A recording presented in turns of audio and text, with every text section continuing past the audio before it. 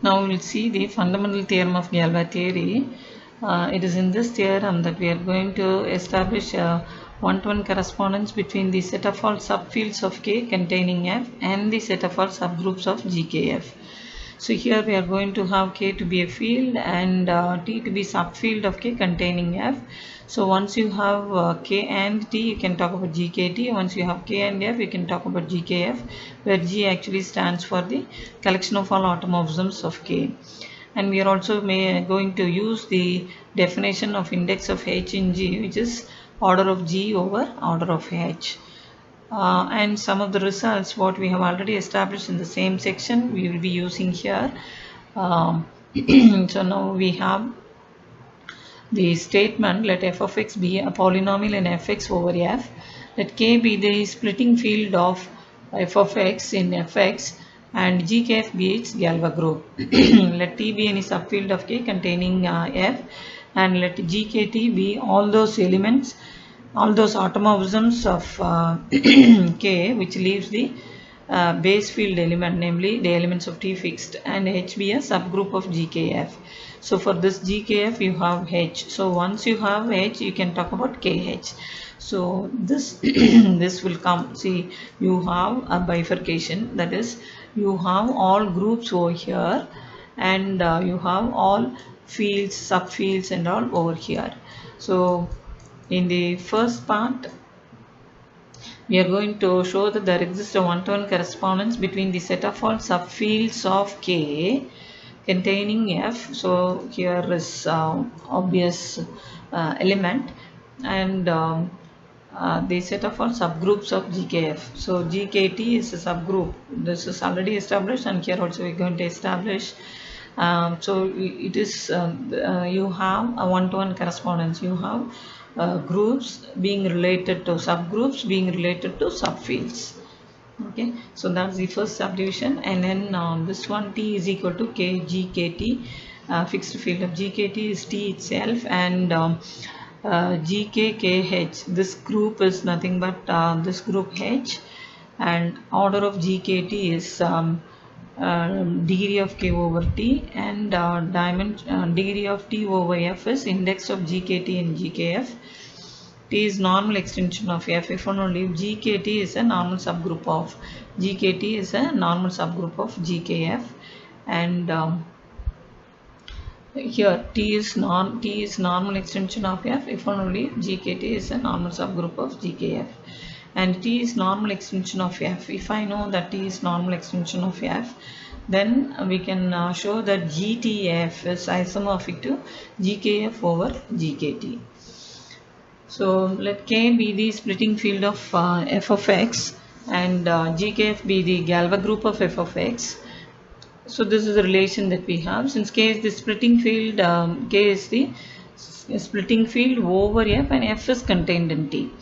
So it becomes the splitting field of f of x regarded as a polynomial over T also, because see in T you have your F. So when it is regarded as a polynomial over F, which means the coefficients are taken from F, it can very well be regarded as the polynomial over T also. So hence K is normal extension of T. K becomes normal extension of T. So therefore by the definition, degree of K over T, normal extension means what? We have two conditions.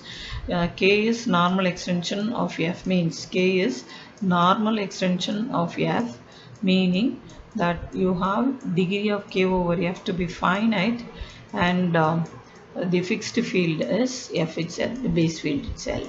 Second one is the fixed field K GKF is equal to F itself. So these two are the two conditions for K to be normal extension of F. So here you are getting K to be splitting field means normal extension over what? That polynomial is over what? So that you can have normal extension of T. That is by the previous theorem that this one follows. K is normal extension of T. K is normal extension of T, and therefore K GKT will be equal to 2. So this one comes automatically. So second one we have proved. So this implies that your T is actually equal to kgkt. Therefore, by the definition, degree of k over T is finite, and this one. So this proves the second part. So first we have established the second part, and since H is a subgroup of GKF, this GKKH already we have established in this theorem. GKKH is equal to H. So that proves the third one. So the next one is third is established.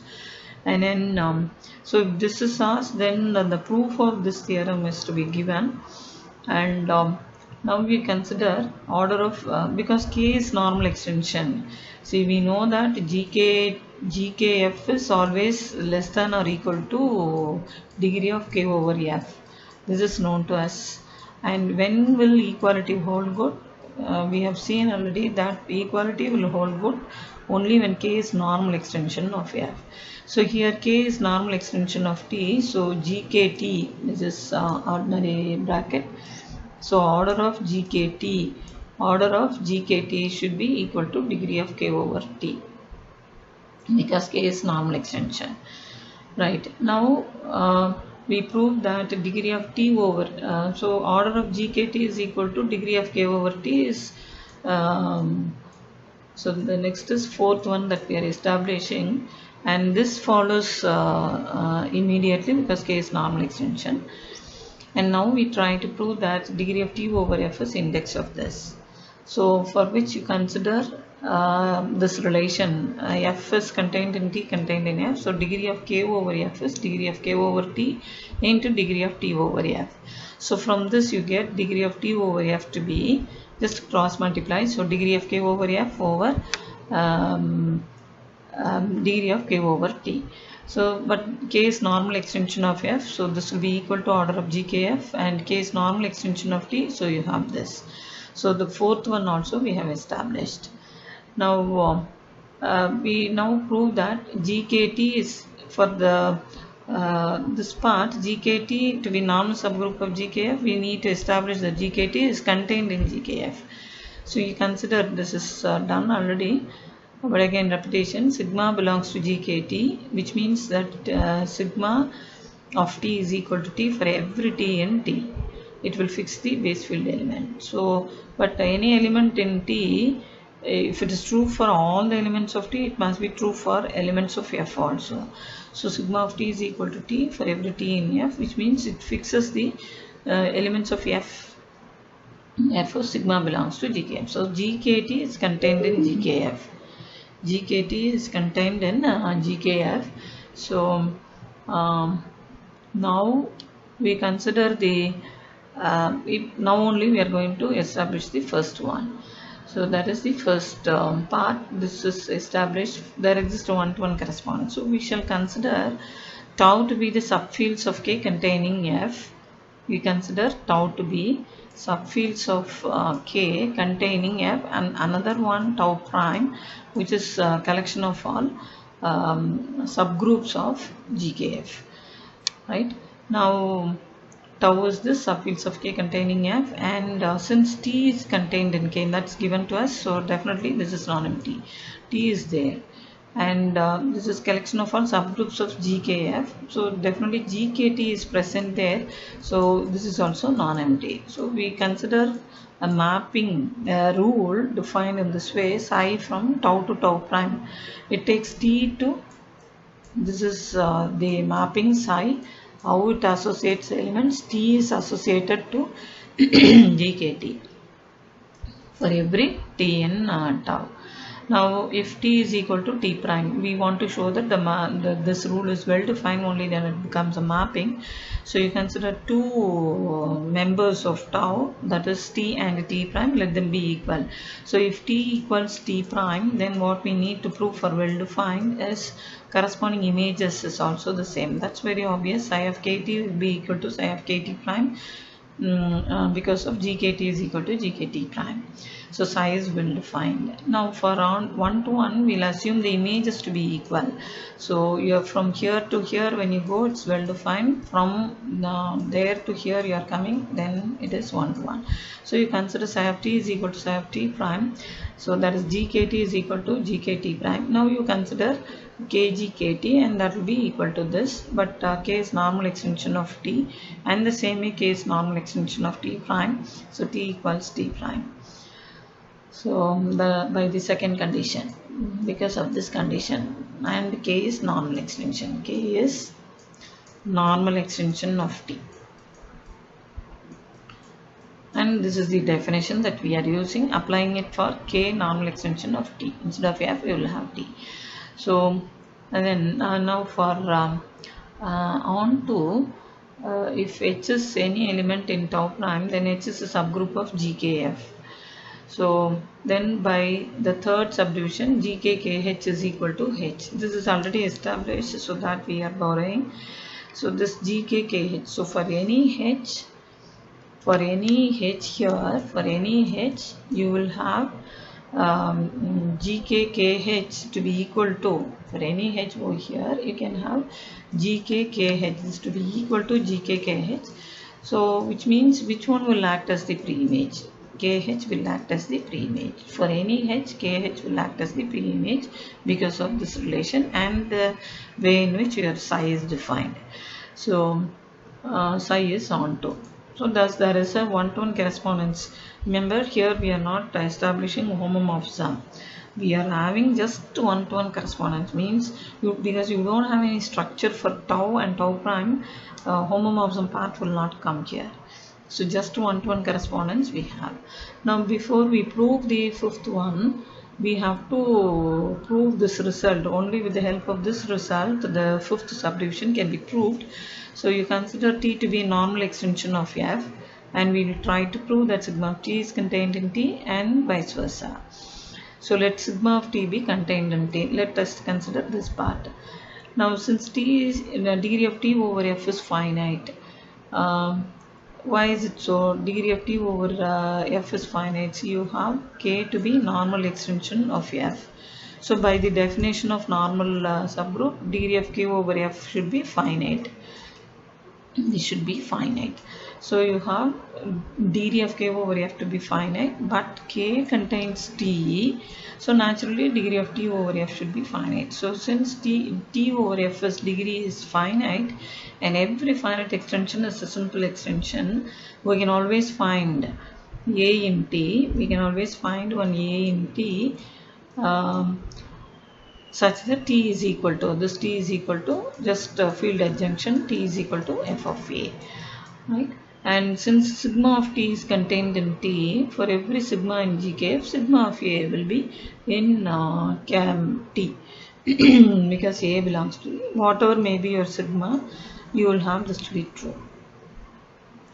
Now you consider p of x. See here what is the technique that is used to prove that t is normal extension of f is t, we are going to show that as a splitting field of a polynomial over f. So that is the technique. If I am able to show that, see, my assumption is sigma of t is contained in t.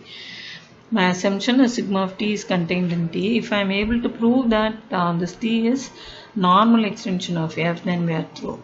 I mean t is the splitting field of some polynomial over f, then we can say that t is normal extension. So for that purpose only this polynomial is considered. So you consider p of x to be x minus sigma 1 of a and so on x minus sigma n of a. We know pretty well that these are all members of t. So definitely it's a polynomial over t. It's a polynomial over t. But when we simplify all this, let us see that where do we have all these ai's. See, when you start at the beginning, you may think that because of sigma 1a and so on are in t, it's a polynomial over t. But ultimately, when we simplify this, we can see that it's a polynomial over f. Okay, and obviously the roots are sigma 1a and so on sigma na, and these elements are present in T. It is the smallest field which contains all the roots of this polynomial, and therefore T becomes the splitting field of this polynomial, which is a polynomial over F, and therefore T is a normal extension. So that is how we conclude. So you consider first this, and then you rewrite like this, where A1 stands for A2 and so on, AN stands for. Now we also note that for every sigma in GKF, sigma of AI is equal to AI. For every sigma in GKF, we have sigma of AI. This is too many times this explanation is given in earlier theorems also. The order may be changed, like we said already, 1 plus 2 plus 3 if you write, or 3 plus 2 plus 1 if you write, it is going to be the same. So you will get back again this AI, maybe instead of having sigma 1, sigma 2, sigma 3, you may have sigma 2, sigma 1, sigma 3, like that. So it is, all these will be left fixed for every sigma in GKF. So for every sigma in GKF only you are considering on this. So which means that your AIs will belong to KGKF. They will belong to K fixed field, KGKF. But KGKF, because K is normal extension, is nothing but F. So in that way, these AIs, at the beginning it is obviously a member, it's a polynomial over T that we see, but now because of this we see that the coefficients are members of KGKF, and which is nothing but F, because K is normal extension of F. And obviously these are the roots which are present in T, so T becomes a splitting field, and hence T is normal extension. Now conversely, let T be normal extension of F, then there is an element A in T such that T is equal to F of A. Normal extension means you will have finite extension means simple extension, so you have T is equal to F of A. Now you consider again this polynomial x minus sigma 1a. See here, now our job is to show that sigma of T is contained in T. This is our aim. So you consider again this polynomial, rewrite that in this way, where AI stands for this. We note that P of x, this you are considering as a polynomial over F. It's a minimal polynomial over F because it is irreducible over F. Why it's irreducible over F? Because all these elements are in GKF. All these elements, they are not in not GKF, they are not in F, they are in T, that's F of A. So they are irreducible, definitely irreducible. Irreducible means minimal polynomial. So it is the minimal polynomial, or you can even say that it's an irreducible polynomial. And as T is normal extension of F, all these roots must be in T, because it becomes the splitting field. Now normal extension is your assumption, so it becomes splitting field of this polynomial, and one of them should be identity element. So sigma 1a, we shall take it as A. Obviously A is the root of P of x, and A belongs to T. That is how we have started. A belongs to T. So sigma 1a belongs to, this is not sigma 1a, sigma 1a definitely belongs to T, but generally speaking sigma of A belongs to T for every sigma in GKF. That is because these are the roots, and T is the splitting field. So whatever may be my sigma of A will be there in T. So for every sigma in GKF, we have sigma of A belonging to T, and my A also belongs to T. Therefore, sigma of T contained in T. So T normal extension means you have sigma of T contained in T, and vice versa. So if the entire theorem is asked, then you can just quote this result, or this result alone is asked in section B, then you need to know the proof of this theorem, this result. So now we will establish that T is normal extension of F, means then GKT is normal in GKF. That is the fifth one. So next we are going to establish the fifth one. So If T is normal extension of F, we will prove that GKT is normal in GKF. The usual procedure that for every G in G, N in N, G in G inverse belongs to N means your N becomes normal subgroup. So it is that technique that's used here to prove that GKT is normal subgroup of GKF. Now for every sigma in GKF, so you'll have to consider it is normal in this, so you'll have to assume an element here, so that's taken as sigma, and you'll have to consider an element tau in GKT. What you have to show is G in G inverse or G inverse N G inverse the whole inverse, that is G inverse NG, right? So you consider sigma inverse composition tau composition sigma. If you are able to prove that this is in GKT, then GKT will be normal in GKF. So you consider sigma inverse composition tau composition sigma. So in order to have this to be a member of GKT, so all of them are automorphisms. So the composition is going to be automorphisms. There is no need to prove that part. What we need to prove is it fixes the elements of T. So for that only we consider this sigma inverse composition tau composition. This is composition sigma of T, and that is sigma inverse of tau of sigma of T.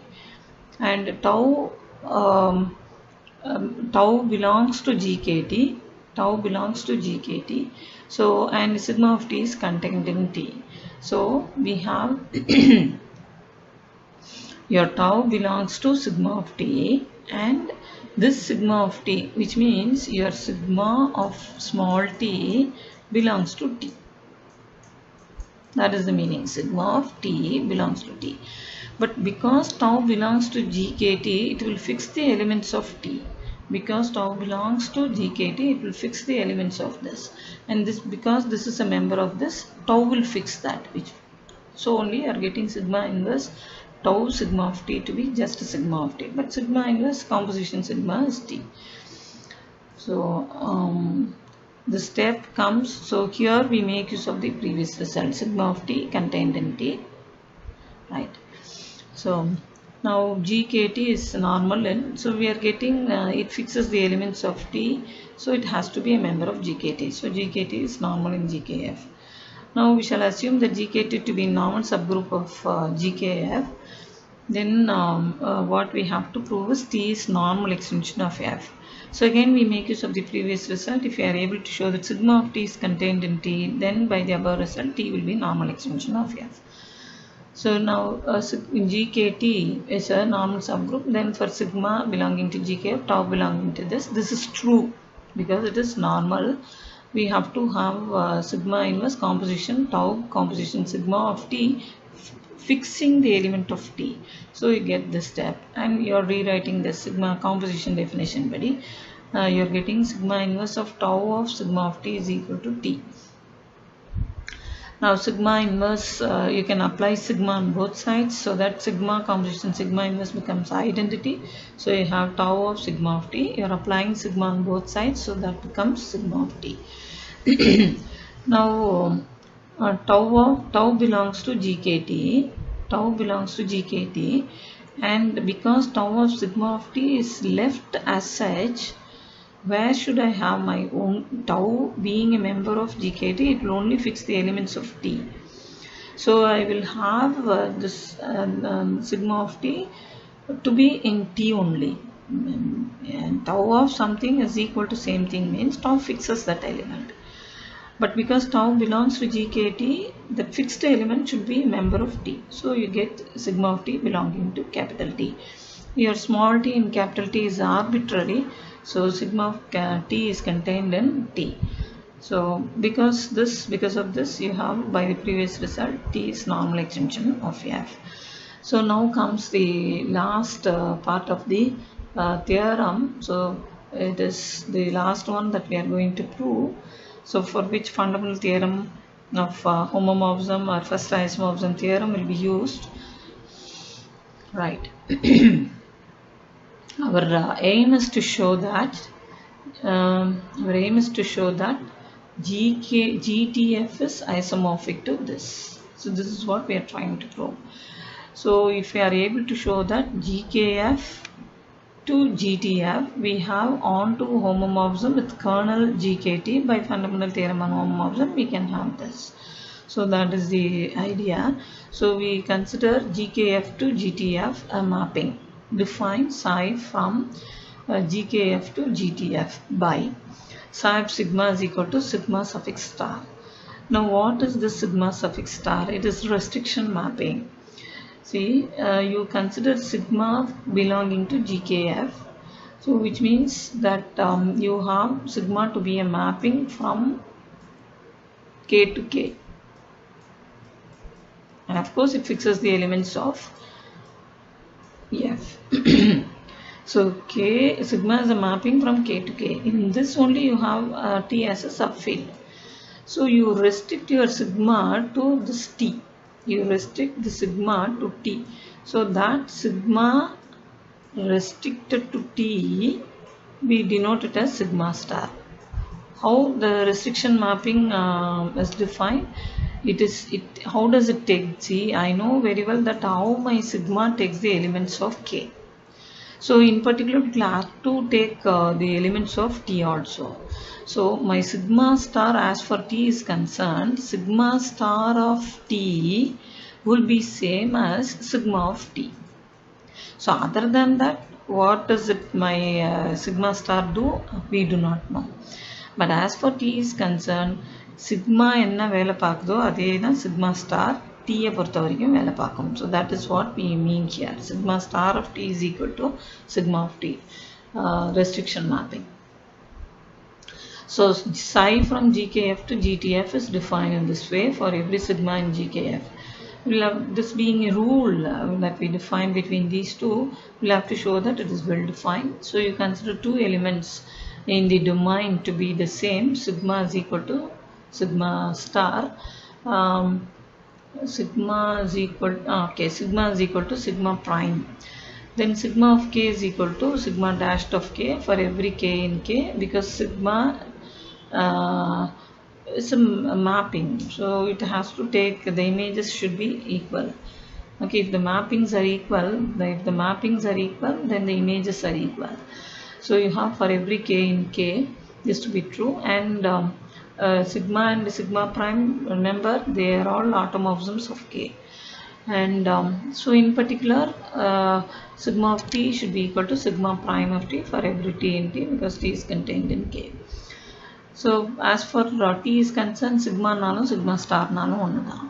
So you have this. So as the images are equal, mappings must be equal.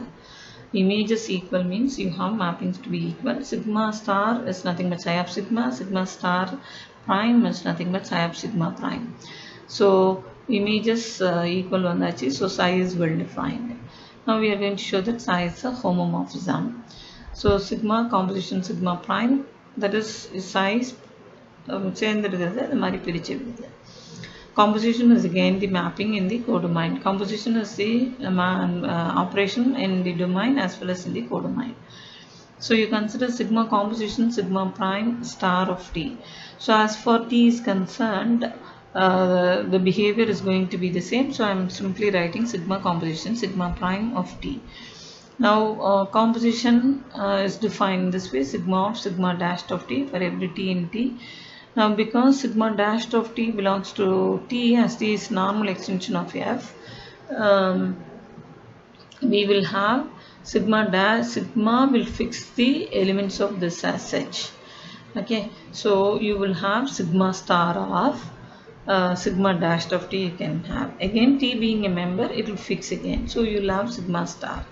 So it's only using the above result. This is the reason why we get this. It will fix the elements. So sigma lende sigma star ku varnana ullukulla irukra element T la irundha da adhu rendu same ah irukum. Adu eppadi true abdina because of this. Okay, so you have sigma composition to be this. So you have psi to be a homomorphism. So homomorphism nale we will have to talk about the kernel. Kernel means it is all those mappings, all those elements in the domain which are taken to the identity element of the codomain. So kernel psi is set of all sigma in GKF such that sigma star that is how psi is defined. Psi of sigma is equal to sigma star. So you have sigma star is equal to identity mapping. So for every t in t, sigma star of t should be equal to I of t. But identity mapping takes any element to itself, so you have t. So kernel C is psi is all those sigma in GKF such that sigma star as for t is concerned, sigma and sigma of t, they will behave in the same way. So sigma star badla I can write sigma of t is equal to t for every t in t. So your all those sigma in GKF which fixes the elements of t means it should be the whole of GKT. This is by the definition of this. Now to prove that psi is onto, we'll have to prove that see what is that we have now. Psi is a mapping from GKF to it's a mapping from GKF to GTF. It's a mapping from GKF to GTF. And what have we established about our psi? We have established that to be one-to-one we have established that to be well-defined homomorphism with kernel GKT. With kernel, this is our kernel. So I can kernel is always kernel of this group is always normal. So GKT is normal in GKF. GKT is normal in GKF, so there is no doubt in that. So by fundamental theorem on homomorphism, if I have to have GKF over GKT to be isomorphic to GTF, what is remaining to be established is onto. Only if it is onto homomorphism, you can make use of the fundamental theorem on homomorphism. So the onto part is missing. But we know that GKF to the image set, when we consider, then GKF psi, if I denote that as, for which I will have onto to be true. So I can I have my GKF over GKT to be isomorphic to this. That's very obvious. Ontoness வந்து ஆட்டோமேட்டிக்காக வந்துருவாங்க. onto இதுக்கு தான் இல்லை தவிர்த்து onto வந்து image set பொறுத்த வரைக்கும் இமேஜ் செட்டுன்னா என்னன்னா அதில் இருக்கிற எல்லா எலிமெண்ட்ஸ்க்கும் ப்ரீ இமேஜ் இருக்குன்னு அர்த்தம். So onto part will come. So GKF over GKT is isomorphic to GKF psi is that's very obvious. But what we need to establish is GKF over GKT is isomorphic to GTF, which means if only I am able to prove that this is equal to GTF, we cannot establish the last part. So now our job is to show that GKF psi is equal to GTF. So obviously image set is contained in the codomain. So this part is okay. Now to show that GTF is contained in GKF psi, we are going to show that both of them are of the same order. Right? One is contained in the other, we have shown. Both of them are of the same order. If we are able to establish, then equality will come. Right? So order of GTF you consider, which is nothing but degree of T over F. Order of GT, because T is normal extension of F, order of GTF will be equal, GTF will be equal to, order of GTF will be equal to degree of T over F, but degree of T over F is order of GKF over GKT. By the fourth one you have this, and since psi from GKF to GTF is a homomorphism, so order of GTF is nothing but this. Right? Both of them are of the same order. Since psi from GKF to GTF is homomorphism with kernel GKT, from GKF to GF psi we have an onto homomorphism with kernel GKT. So by the fundamental theorem on homomorphism, GKF over GKT is isomorphic to this. So order of this will be equal to order of this. But order of GKF over this is order of GTF. So either in this and this are of the same order, and one is contained in this, one is contained in this, and therefore both of them are of the same order. We have this to be equal to this, hence psi is onto. So it's onto homomorphism with kernel GKT by fundamental theorem on homomorphism. GKF over GKT will be isomorphic to GTF. So that is the end of this theorem.